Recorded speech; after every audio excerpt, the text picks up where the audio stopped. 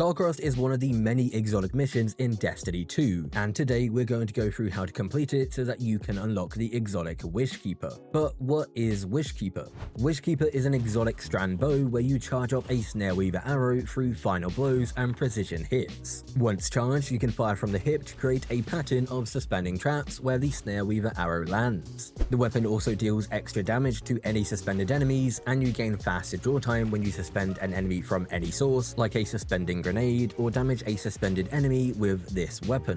Like I mentioned, you'll get this exotic when you complete the Starcrossed exotic mission on any difficulty, and you'll also get an intrinsic trait upgrade which increases the stats of the weapon and one random catalyst. To get the remaining intrinsics and catalysts, of which there are 3 each, you need to complete Starcrossed on master or higher difficulty another 3 times. So in total, you'll need to complete the mission 4 times, 3 being on harder difficulties, to unlock the exotic and everything it has to offer. This is a craftable exotic, so once you received it, you'll need to go to the enclave in the throne world to change the catalysts and equip the highest intrinsic trait that you have unlocked. Before we go into how to complete the mission though, let's briefly go over the catalysts so that you know what they do.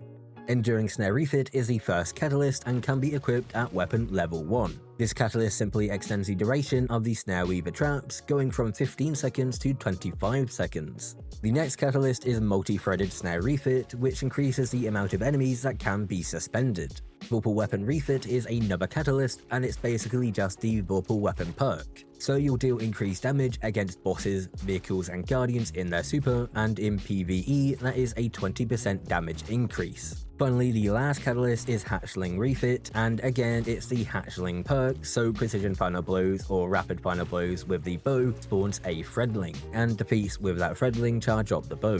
Now, to actually load into Starcrossed, you can find it in the Pinnacle Ops category. Because we don't care about our score, since we're just here for the exotic, we do not need to apply any challenge modifiers and can instead equip boons to make the runs easier. Also, something to keep in mind, when doing the mission on master or higher difficulty, you will be facing champions, specifically barrier and unstoppable champions, so keep that in mind when deciding on your loadout. With all of that out of the way, we can now go through how to complete the exotic mission, so let's go.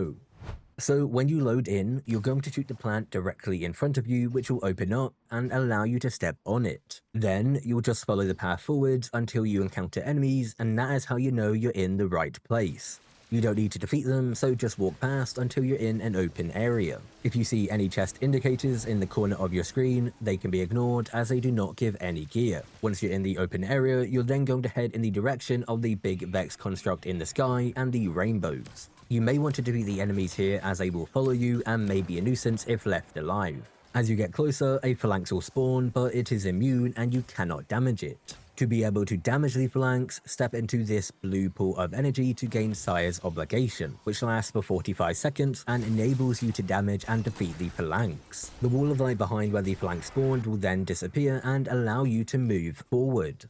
Now, once you've made your way into the next area, you'll find 3 more immune phalanx enemies, one on the left, right and middle, with a symbol nearby each one. At the back of the area will be another wall of light with 3 symbols in front, matching the ones by the phalanx. You need to defeat the phalanx in the correct order to lower the wall of light. Again, you'll need to step into these pools, which will give you Sire's Obligation to be able to damage them.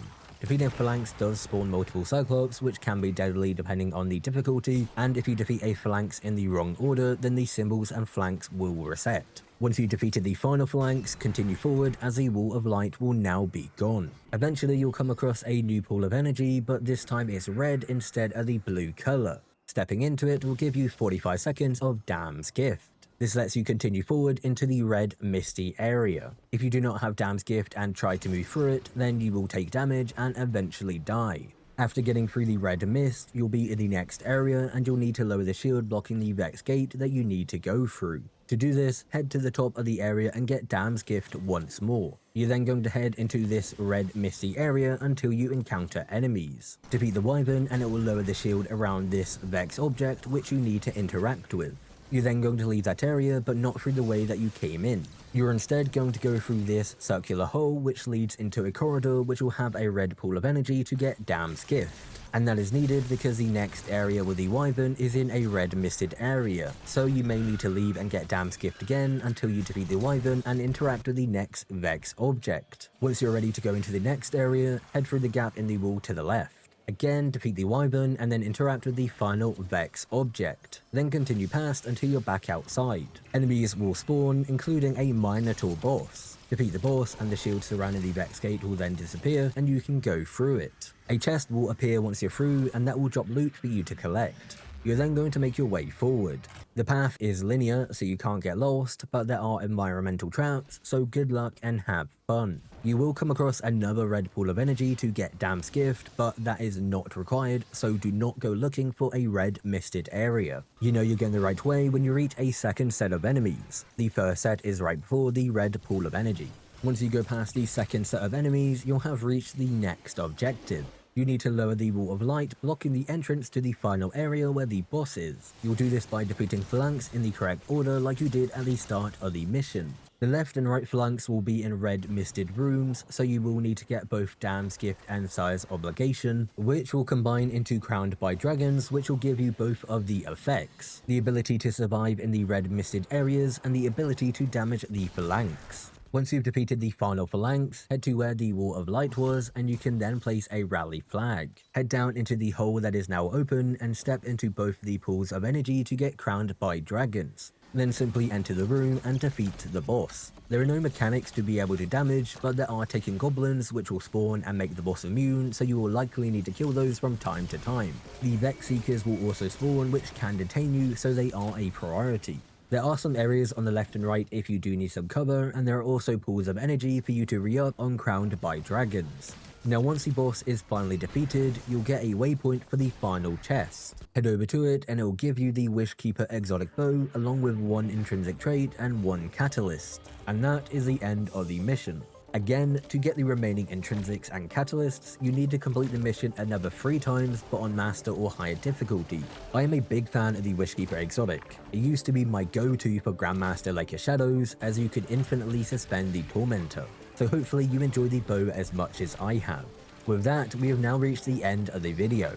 A like or subscribe would be greatly appreciated, and as always, thank you for watching, have a great day.